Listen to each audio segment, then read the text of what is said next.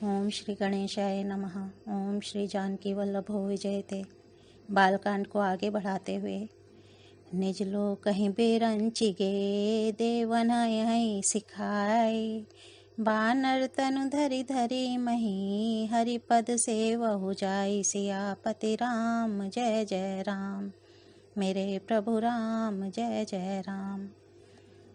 अर्थात देवताओं को यही सिखाकर कि वानरों का शरीर धर धर कर तुम लोग पृथ्वी पर जाकर भगवान के चरणों की सेवा करो। ब्रह्मा जी अपने लोक को चले गए। सब देवता अपने अपने लोक को गए। पृथ्वी सहित सबके मन को शांति मिली। ब्रह्मा जी ने जो कुछ आज्ञा दी उससे देवता बहुत प्रसन्न हुए और उन्होंने वैसा करने में देर नहीं की। पृथ्वी पर उन्होंने वानर देह धारण की। उनमें अपार बल और प्रताप था। सभी शूरवीर थे। पर्वत वृक्ष और नख ही उनके शस्त्र थे। वे धीर बुद्धि वाले वानर रूप देवता भगवान के आने की राह देखने लगे। वे बानर पर्वतों और जंगलों में जहाँ तहाँ अपनी अपनी सुंदर सेना बनाकर भरपूर छा गए। यह सब सुंदर चरित्र मैंने कहा। अब वह चरित्र सुनो जिसे बीच में ही छोड़ दिया था। अवधपुरी में रघुकुल शिरोमणि दशरथ नाम के राजा हुए, जिनका नाम वेदों में विख्यात है। वे धर्म धुरंधर, गुणों के भंडार और ज्ञानी थे। उनके हृदय में शारंग धनुष धारण करने वाले भगवान की भक्ति थी। उनकी बुद्धि भी उन्हीं में लगी रहती थी। कौसल्यादि नारी प्रिय सब आचरण पुनीत पति अनुकूल प्रेम दृढ़ हरिपद कमल विनीत सियापति राम जय जय राम। मेरे प्रभु राम जय जय राम। अर्थात उनकी कौशल्या आदि प्रिय रानियां सभी पवित्र आचरण वाली थीं। वे बड़ी विनीत और पति के अनुकूल चलने वाली थीं और श्री हरि के चरण कमलों में उनका दृढ़ प्रेम था। एक बार राजा के मन में बड़ी ग्लानि हुई कि मेरे पुत्र नहीं हैं। राजा तुरंत ही गुरु के घर गए और चरणों में प्रणाम कर बहुत विनय की। राजा ने अपना सारा सुख दुख गुरु को सुनाया। गुरु वशिष्ठ ने उन्हें बहुत प्रकार से समझाया और कहा, धीरज धरो, तुम्हारे 4 पुत्र होंगे जो तीनों लोक में प्रसिद्ध और भक्तों के भय को हरने वाले होंगे। वशिष्ठ जी ने श्रृंगी ऋषि को बुलवाया और उनसे शुभ पुत्र कामेष्टि यज्ञ करवाया।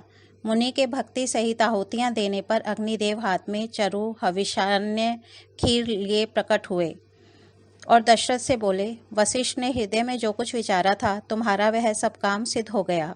हे राजन, अब तुम जाकर इस पायस को जिसको जैसा उचित हो वैसा भाग बनाकर बांट दो। तब दृश्य भये पावक सकल सभई समुझाए परमानंद मगन नृप हर्ष न हृदय समाई सियापति राम जय जय राम। मेरे प्रभु राम जय जय राम। तदंतर अग्निदेव सारी सभा को समझाकर अंतर्धान हो गए। राजा परमानंद में मग्न हो गए। उनके हृदय में हर्ष समाता न था। उसी समय राजा ने अपनी प्यारी पत्नियों को बुलवाया। कौशल्या आदि सब रानियां वहां चली आईं। राजा ने पायस का आधा भाग कौशल्या को दिया और शेष आधे के 2 भाग किए। वह उनमें से एक भाग राजा ने कैकेयी को दिया। शेष जो बचा रहा फिर उसके 2 भाग हुए और राजा ने उनको कौशल्या और कैकेयी के हाथ पर रखकर अर्थात उनकी अनुमति लेकर और इस प्रकार उनका मन प्रसन्न करके सुमित्रा को दिया। इस प्रकार सब स्त्रियां गर्भवती हुईं। वे हृदय में बहुत हर्षित हुईं। उन्हें बड़ा सुख मिला। जिस दिन से श्री हरि लीला से ही गर्भ में आए सब लोगों में सुख और संपत्ति छा गई। शोभा, शील और तेज की खान बनी हुई सब रानियां महल में सुशोभित हुईं। इस प्रकार कुछ समय सुखपूर्वक बीता और वह अवसर आ गया जिसमें प्रभु को प्रकट होना था। जोग लगन गृह बार तिथि सकल भये अनुकूल चर अरु अचर हर्ष जुत राम जन्म सुख मूल सियापति राम जय जय राम। मेरे प्रभु राम जय जय राम। योग, लग्न, ग्रह, वार और तिथि सभी अनुकूल हो गए। जड़ और चेतन सब हर्ष से भर गए क्योंकि श्री राम का जन्म सुख का मूल है। पवित्र चैत्र का महीना था। नवमी तिथि थी। शुक्ल पक्ष और भगवान का प्रिय अभिजीत मुहूर्त था। दोपहर का समय था। न बहुत सर्दी थी न गर्मी थी। वह पवित्र समय सब लोगों को शांति देने वाला था। शीतल, मंद और सुगंधित पवन बह रहा था। देवता हर्षित थे और संतों के मन में बड़ा चाव था। वन फूले हुए थे। पर्वतों के समूह मणियों से जगमगा रहे थे और सारी नदियां अमृत की धारा बहा रही थीं। जब ब्रह्मा जी ने वह भगवान के प्रकट होने का अवसर जाना, तब उनके समेत सारे देवता विमान सजा सजाकर चले। निर्मल आकाश देवताओं के समूहों से भर गया। गंधर्वों के दल गुणों का गान करने लगे और सुंदर अंजलियों में सजा सजाकर पुष्प बरसाने लगे। आकाश में घमाघम नगाड़े बजने लगे।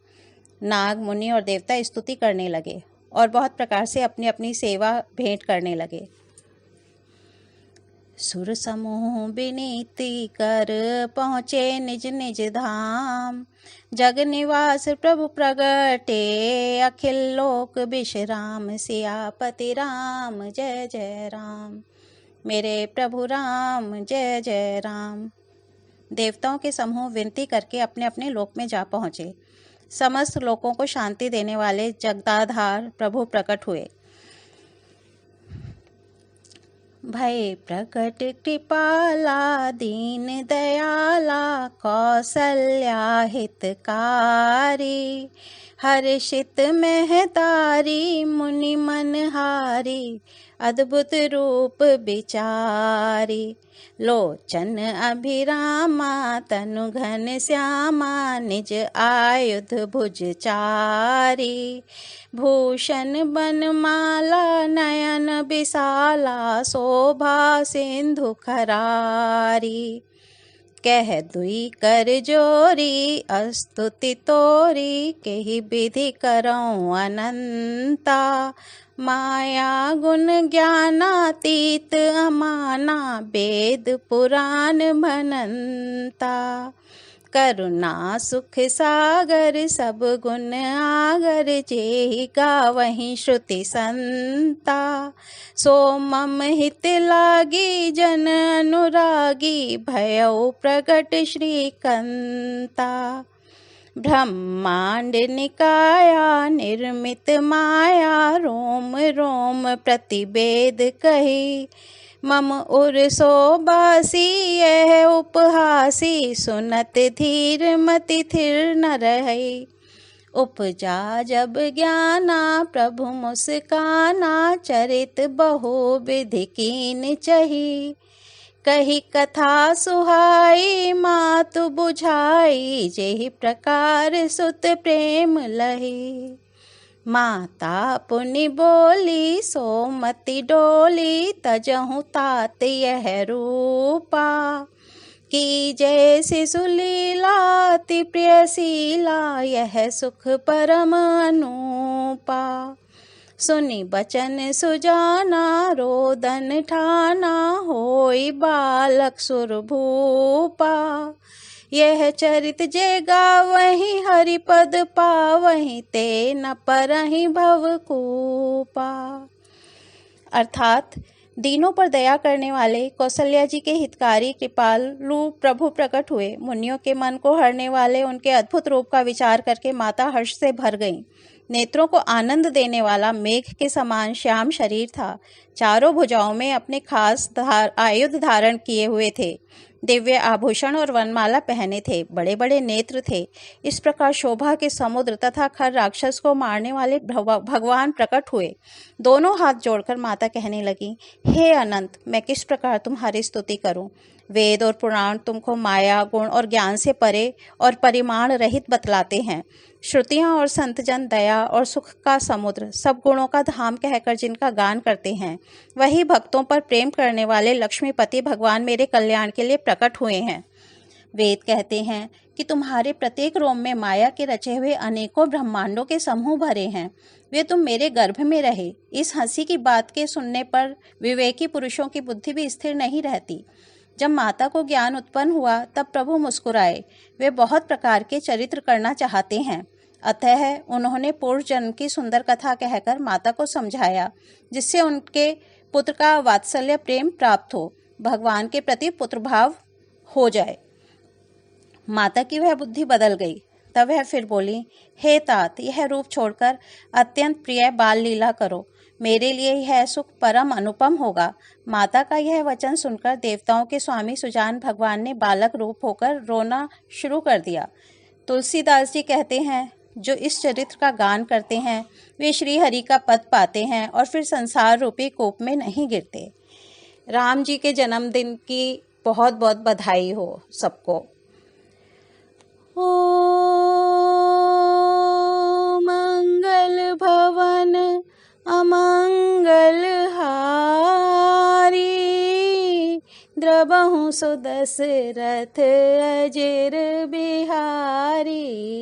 राम सिया राम जय जय राम। राम सिया राम जय जय राम। इसके साथ ही बालकांड को यहीं विराम देते हैं, कल इसके आगे बढ़ेंगे। धन्यवाद।